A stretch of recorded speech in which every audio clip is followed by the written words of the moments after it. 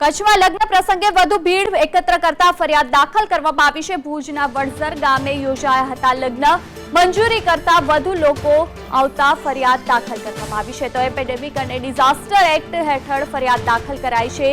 ગીતા રબારી સહિત અન્યની બેદરકારી અંગે પણ તપાસ કરવામાં આવશે। મહત્વપૂર્ણ છે કે લગ્ન પ્રસંગમાં ગીતા રબારીના ગરબા યોજાયા હતા, તો માનકુવા પોલીસે ગુનો નોંધી તપાસ હાથ ધરી છે। એક પછી એક ગુજરાતમાં સોશિયલ ડિસ્ટન્સ ભંગના કિસ્સાઓ સામે આવતા રહે છે અને જે રીતે સીએમ વિજય રૂપાણીએ કહ્યું ગઈકાલે જ કે તમામ સામે પગલાં લેવાશે, તે અંતર્ગત વધુ એક જિલ્લામાં ફરિયાદ દાખલ થઈ છે। હાલ અમારી સાથે કચ્છથી સંવાદદાતા અલ્પેશ ગોસ્વામી ફોનલાઈન પર જોડાયા છે।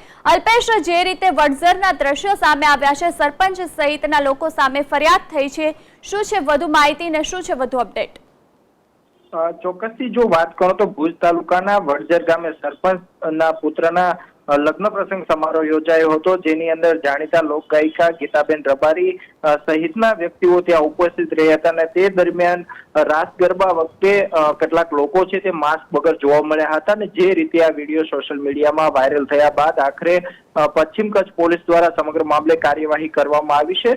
સમગ્ર મામલે પૃથ્વીરાજસિંહ સોઢા સામે ડિઝાસ્ટર એક્ટ મુજબની કલમ નોંધવામાં આવી છે। સમગ્ર મામલે હાલ માનકુવા પોલીસે સમગ્ર મામલે હાલ વધુ તપાસ શરૂ કરી છે। તપાસ દરમિયાન ગીતા રબારી સહિત અન્ય લોકોની બેદરકારી અંગે પણ તપાસ કરવામાં આવશે। જો કે લગ્ન પ્રસંગને મંજૂરી આપવામાં આવી હતી, પરંતુ મંજૂરી કરતા વધારે લોકો ત્યાં ઉપસ્થિત રહ્યા હતા અને સાથે સોશિયલ ડિસ્ટન્સનો ભંગ અને માસ્ક વગર ફરતા લોકો બદલ સમગ્ર મામલે કાર્યવાહી કરવામાં આવી છે। જી આભાર અલ્પેશ સમગ્ર જાણકારી માટે। તો પુત્રના લગ્નમાં મંજૂરી કરતા વધુ ભીડ એકત્ર કરી હતી કચ્છના માંજરાના સરપંચે અને તે વિરુદ્ધ બેદરકારી સહિતની કલમો દાખલ કરવામાં આવી છે। ફરિયાદ દાખલ કરવામાં આવી છે।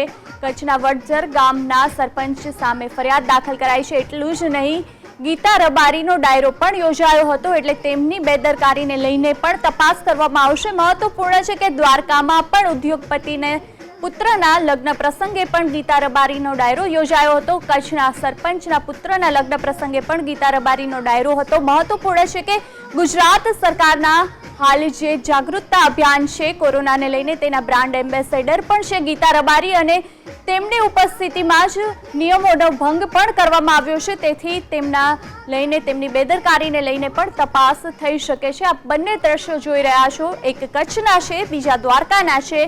બંનેમાં લગ્ન પ્રસંગનો કાર્યક્રમ અને મંજૂરી લેવા છતાં જે સંખ્યા બતાવવામાં આવી હતી, જે હાલ ગાઈડલાઈન પ્રમાણે હોવી જોઈએ ભીડ, તેના કરતાં વધુ લોકો એકત્ર થયા હતા।